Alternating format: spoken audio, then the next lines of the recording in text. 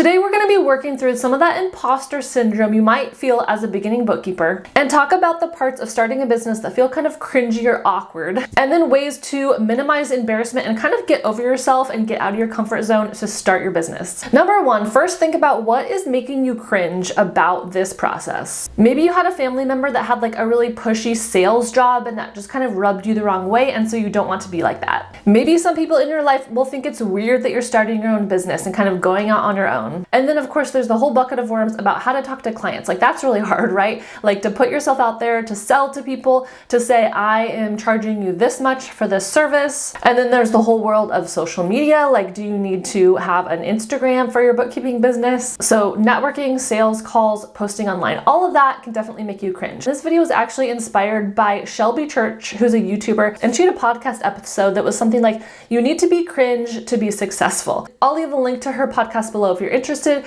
but I thought that was kind of an interesting topic to discuss on my channel as well. Number two is how to minimize embarrassment. The first thought I have about this is you don't have to tell everyone you know right away if you don't want to. You are welcome to share the information that you're starting a bookkeeping business with the people that feel like the most safe and supportive in your life. Maybe wait until you have some kind of like a win. Like if you have your first client, then you're like, okay, now my business is legit. I can start talking to people more about it. Because side note, I think it will help your business grow if you are able to talk about it. I have a video I just launched that's titled like how not to be awkward talking about your bookkeeping business. You can check that out after this. But it kind of reminds me of the concept of not sharing your baby's name before they're born, because maybe you don't want other people's opinions about it. Like if you're naming your kid Sarah and someone's like, I hate the name Sarah, is that really helpful information that you need to know, or will that criticism kind of stick in your head forever? So maybe just wait till your business is born, wait till it's like fully realized, you have your website, you have your name and all that. And if you already have some momentum, I think it's harder for people to kind of shoot you down at that stage. And then if you can just kind of reframe that embarrassment, like it's really only awkward if you make it awkward.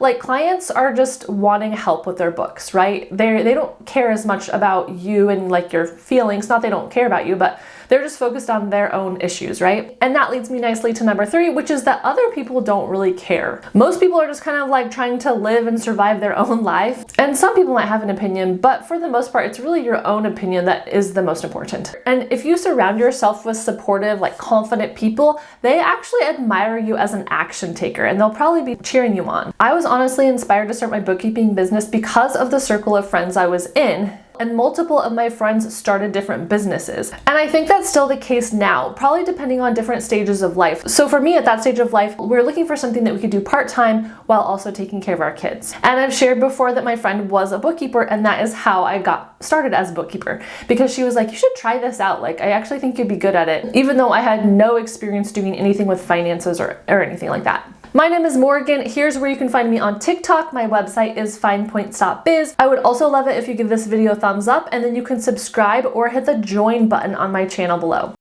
Next thing I want to encourage you with is to have a growth mindset. I just heard someone say the other day that they feel really encouraged by the fact that everyone in the world was at one time a baby and, they didn't know how to walk or talk. And then we just kept messing up and testing out different ways to talk that didn't really work. And then eventually, you figure it out and you're great at talking now. So every successful bookkeeper started where you are, feeling lost, feeling like you're unqualified, that you don't know what you're doing, that clients are gonna laugh at you. And really confidence comes from not knowing everything, but knowing that you can figure out everything. I have an old video that's called Everything is Figure Outable that is based on this book about that topic. And another video that has imposter syndrome in the title. So watch those two videos after this if you're needing even more of a confidence boost. We all know the first 10 times we do something new, it feels awkward and it feels uncomfortable and cringy, but it gets better and better each time you do it. I mean, a lot of social media is cringy. I realized at first, for the first year, I didn't tell anyone that I had a YouTube video because I'm like, this is just weird and kind of awkward. So then the growth starts to happen when we do things, even though they feel cringe,